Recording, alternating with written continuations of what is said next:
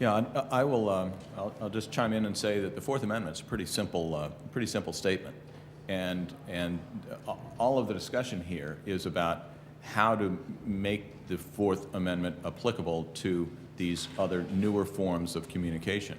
Well, most of the questions had been answered through legal precedent in one form or another before we got to this point of having electronic communications.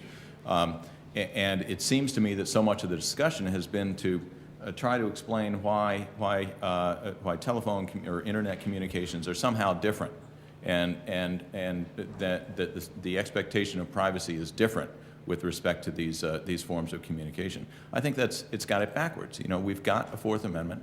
It's good. It's valid. It's served the nation well for several hundred years, and we ought to figure out how to make that truly applicable to these other forms of communication. You asked for what people can do. I get back to my point. I think there needs to be oversight in Congress, and it's very easy for people to pick up the phone and say, "Look, I don't understand all this stuff that's going on with the domestic surveillance.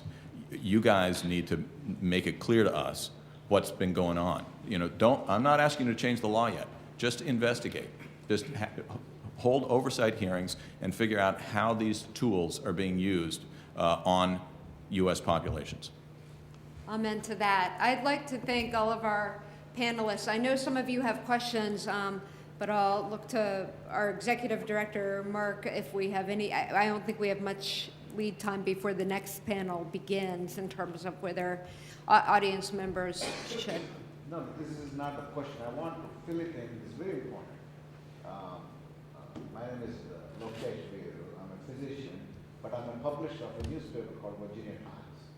What happened was, we're involved in some of this surveillance, that's why I was telling you. We investigated Virginia Attorney General because of my newspaper. Jerry Kilgore resigned a year before.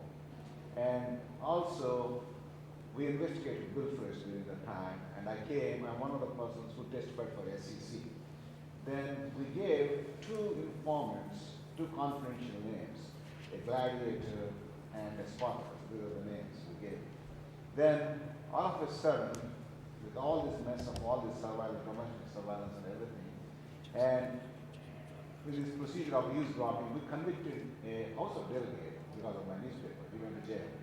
Then, we got a strange phone call from Virginia State Police.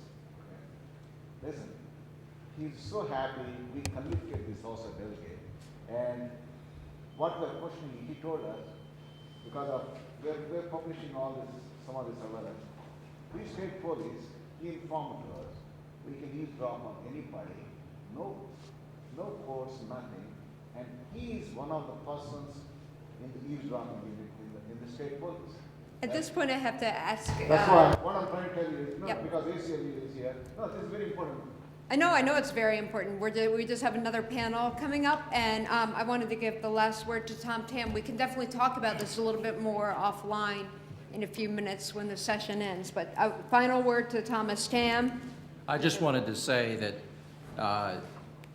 I think that what we as citizens can do is really to just support the Constitution. We are a stronger, safer country if we abide by the laws and the rule of law, like Mark mentioned. And we are weaker, and we do not have to be afraid of some guy that's hiding in a cave, because our country, our institutions, our Congress, our courts can and do protect us. Thank you, everybody.